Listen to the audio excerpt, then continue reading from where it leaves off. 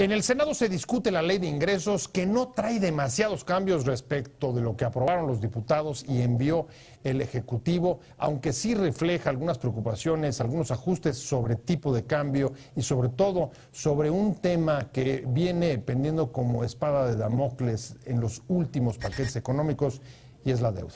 Soy José Buendía, gracias por estar con nosotros. Vamos a hablar con un senador del PAN y con un diputado de Morena para analizar este tema. Quédese con nosotros, vamos a ver algunos datos de contexto y venimos aquí a nuestro foro a tener nuestro debate de hoy.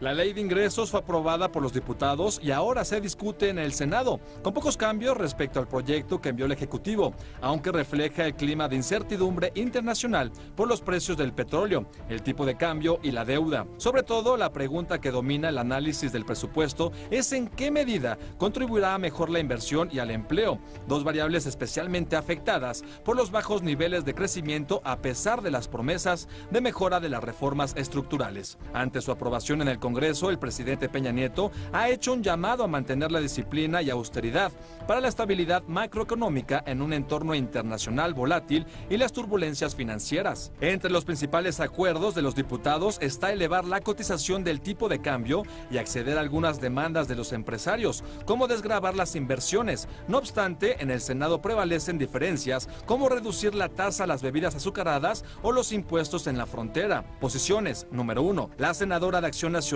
Marcela Torres Peinberg, denunció que el consumo de bebidas azucaradas en México ocasiona 24,000 muertes al año, por lo que se debe fortalecer, no debilitar las políticas actuales. Número 2. Si la pregunta va en el sentido de que si estas disposiciones son suficientes para equilibrar y hacer un entorno fiscal que aliente mucho más la inversión, la generación de empleo y sea mucho más equilibrado en todos los contribuyentes, en nuestra opinión la respuesta es no. Así lo dijo Antonio de Anda, presidente de la Comisión Fiscal del IMCP. Número 3. La organización El Poder del Consumidor consideró como regresivas las medidas aprobadas de reducir en 50% el impuesto especial sobre producción y servicios, el IEPS, a las bebidas azucaradas. Número 4. Por su parte, diputados de Morena expresaron que tenemos un gobierno que quiere esconder la deuda y que no quiere que esta soberanía decida el endeudamiento público.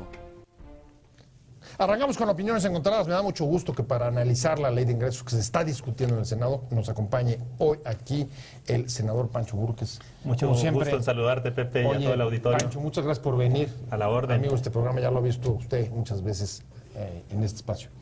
Y René Cervera, primera vez que nos visita, pero no la última. Esperemos. Vamos a hacer otros temas. Claro que sí. Muchas próximamente. Gracias. A tus órdenes. Diputado de Morena. Y además, Movimiento Ciudadano. Movimiento Ciudadano.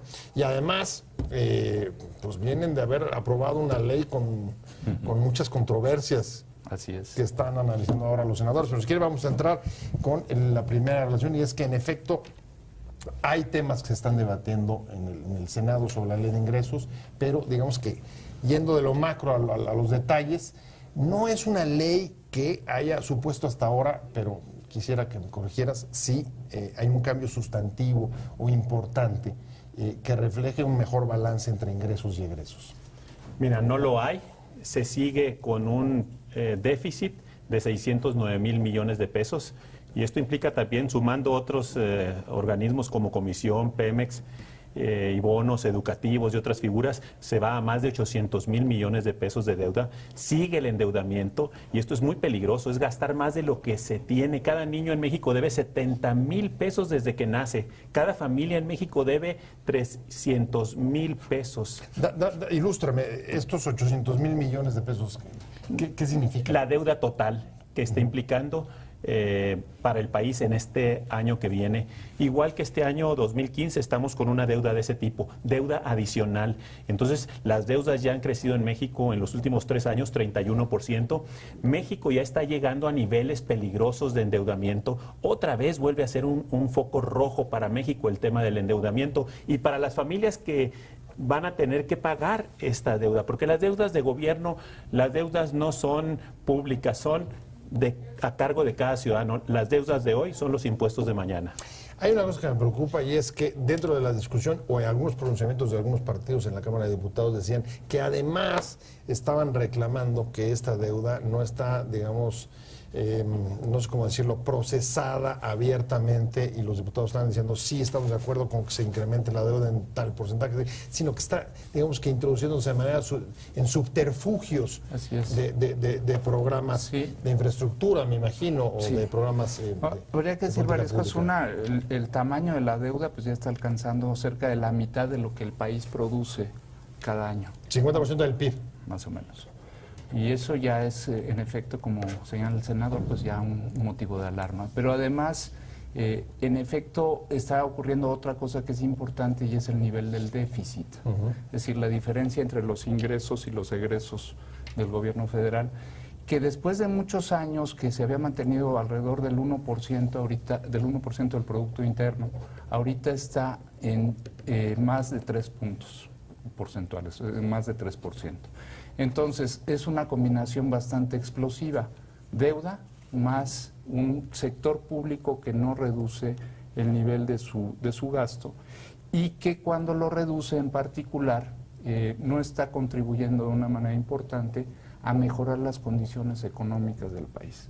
En términos de lo que se está viendo en la propuesta de presupuesto del gobierno federal, vemos una caída de más de 20% de la inversión del gobierno en infraestructura. Eso para este año, para el próximo año, 2016, cerca de una reducción de 20% respecto del gasto de inversión en infraestructuras. ¿Y eso cómo nos va a pegar? Pensando sobre todo, pues lo que uno siempre le va a pedir un presupuesto, que es en qué medida esto va a contribuir al crecimiento, al empleo.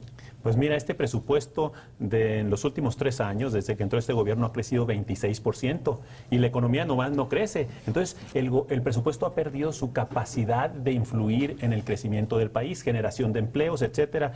Y cuando hablamos de la parte de infraestructura, es la principal parte que puede influir en el crecimiento, y si esta se está reduciendo, pues entonces quiere decir que el resto es gasto corriente.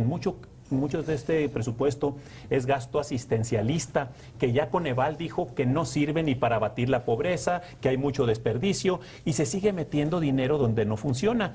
El problema también que tiene este presupuesto es que pues bajó el ingreso por petróleo. El precio del petróleo está a la mitad, los ingresos petroleros a la mitad, hablando en números redondos, y quien se aprieta el cinturón no es el gobierno. Otra vez le pasa la factura a la sociedad civil, y entonces esa bajada de ingresos lo está obteniendo el gobierno con un nuevo impuesto que es de alrededor de 4 pesos por litro, para ya oficializar que no va a bajar la gasolina. Bajó el petróleo, que es el principal componente del costo de la gasolina, y la gasolina en México, a diferencia de Estados Unidos, por ejemplo, no ha bajado, debería de haber bajado, y lo están convirtiendo ahora a un impuesto que va a implicar más de 200,000 millones de ingresos adicionales al gobierno federal. Con eso están cubriendo ese déficit en los ingresos petroleros con cargo a los ciudadanos. Otro impuesto encubierto, que no es con mayor tasa, sino con más recaudación, es el impuesto sobre la renta. Va a haber una recaudación de más de 200,000 millones de pesos por recaudación de impuestos sobre la renta. ¿Qué quiere decir? Que se prepare la sociedad civil, todos aquellos... O sea, la estimación es un incremento notable de la recolección fiscal. Así es, entonces va a haber más presión, más empeño en molestar a quien está produciendo, y todo esto pues significa que otra vez se piensa que teniendo ingresos en el gobierno el país se va a mover, y no es cierto. Lo que necesitamos es que el dinero esté en las manos de los ciudadanos, de las familias, para que ellos mejoren su calidad de vida y activen la economía interna. Ahora, si esto es así, los dos coinciden más o menos en este planteamiento sobre el desequilibrio entre ingresos y gastos, ¿por qué en la Cámara de Diputados un impuesto que nos habían vendido años anteriores como necesario para reducir incluso cuestiones vitales como el tema de diabetes, el impuesto a los refrescos, se reduce y lo que va a ingresar al Estado es menor por esa vía? Bueno, yo creo que ahí hubo un planteamiento generalizado entre la mayor parte de los partidos de que era un impuesto que no debía reducirse. Primero, porque las razones para implantarlo cuando así ocurrió eran razones del orden de la calidad de la salud de las y los mexicanos. Cuando se decide la reducción, no se decide sobre la base de argumentar que ya la calidad de la salud de los mexicanos ya mejoró. Pues que ese es decir, bueno, ya era el logramos pretexto. abatir la diabetes, ya no tenemos un problema de Entonces, sobrepeso. Fíjate, tenemos problemas de ingresos importantes y cuando reducimos los impuestos, se los entregamos de manera directa a las refresqueras, porque obviamente los precios de los refrescos no van a bajar. Entonces, reducimos el 50%, el precio se va a mantener constante y le vamos a inyectar recursos a las refresqueras. Yo creo que el gobierno está no está en el camino correcto. Yo creo que sí precisamos en este país de un cambio de rumbo en este tipo de políticas. Algo más también sobre la manera de contender con el tema del déficit y de la deuda es recurrir a los remanentes del Banco de México. El Banco de México es un banco, es el banco de bancos, ¿no? Y el Banco de México obtiene, digamos, no ganancias porque no es una empresa, pero obtiene dividendos por el conjunto de operaciones que realiza en la economía. Básicamente cuestiones que tienen que ver con los tipos de cambio. Cuando la moneda se aprecia, hay ingresos. Cuando la moneda se deprecia, hay egresos. Entonces, hay una modificación que se aplicó a la ley de presupuesto y responsabilidad hacendaria, por la cual el gobierno federal puede disponer de los remanentes del Banco de México para tres cosas. Ah, ok. Entonces, ahí es donde tiene sentido el incremento de 5 centavos en el pronóstico de tipo de cambio. Puede ser. Pero en realidad eso es una pura especulación. Aquí sí, de lo bueno, que estamos hablando es de lo que ya entró, ¿no? Primer problema que tiene la medida, la propuesta. No sabemos de qué tamaño son los remanentes que va a tener el Banco de México. Y estamos en una banda que va desde 35,000 millones de pesos a 100,000 millones de pesos. Segundo tema. Te dicen, vamos a dedicar el 70% de esos remanentes a la inflación, al déficit o a la deuda. O quiere decir, quién sabe en qué combinación del 70%. Okay. Lo decide la Secretaría de Hacienda de manera discrecional. Y vamos a dedicar 30% a un fondo de estabilización de los ingresos presupuestales. Entonces, tienes herramientas, pero las están manejando de una manera bastante opaca. Bueno, se armara para hacer, digamos, reparto a los estados, porque hasta ahora yo veo a los estados muy tranquilos con la discusión y hubiera, digamos, a la luz de esa opacidad, una reedición de los tradicionales moches que nos tienen un pues poco mira, te diría...